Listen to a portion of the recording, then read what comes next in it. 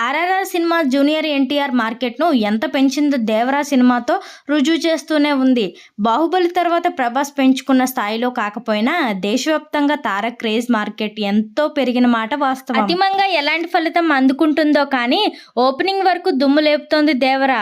మరి ఆర్ఆర్ఆర్లో మరో హీరో అయిన రామ్ చరణ్ బాక్సాఫీస్ స్టామినా ఎంత పెరిగిందో చూడాలని అందరిలోనూ ఆసక్తి నెలకొంది. ఆర్ఆర్ఆర్ తర్వాత రామ్ చరణ్ ఆచార్య చేసిన అది అతిథి పాత్ర కాబట్టి దాన్ని లెక్కలోకి తీసుకోవాల్సిన పని లేదు.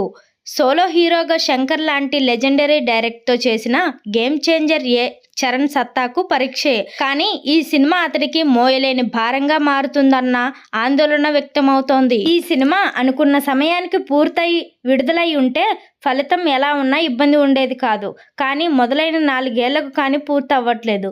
బడ్జెట్ అమాంతం పెరిగిపోయింది. వడ్డీల భారం మోయలేని స్థాయికి చేకూర్చింది. ఇన్నేళ్ల కెరియర్లో ఎప్పుడు రాజు సినిమాలకు ఇలా ప్రొడక్షన్ కాస్ట్ చేతులు దాటిపోలేదు.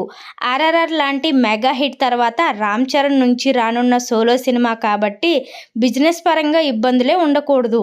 కానీ మధ్యలో అతిథి పాత్ర చేసిన ఆచార్య సినిమా డిజాస్టర్ అయింది. గేమ్ చేంజర్ ఏమో విపరీతంగా ఆలస్యం కావటం వల్ల దీనిపై హైప్ కొంత తగ్గిద్ది. పైగా శంకర్ చివరి సినిమా ఇండియన్ 2 పెద్ద డిజాస్టర్ కావటంతో దాని తాలూకా నెగిటివ్ ఎఫెక్ట్ కూడా దీని మీద పడిద్ది.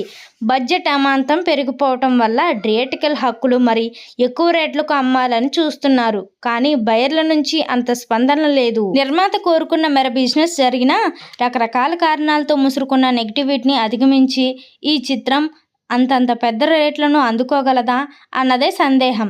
సినిమాకు బ్లాక్ బస్టర్ టాక్ వస్తే తప్ప గేమ్ చేంజర్ బయర్లతో పాటు నిర్మాతకు ఫలితం తీసుకురావటం కష్టం. చూసారు కదా ఫ్రెండ్స్, ఈరోజు టాపిక్. ఈ వీడియో కనుక మీకు నచ్చినట్లయితే లైక్ చేయండి, షేర్ చేయండి, ఎలా ఉందో కామెంట్ చేయండి, అలాగే సబ్స్క్రైబ్ చేసుకోండి.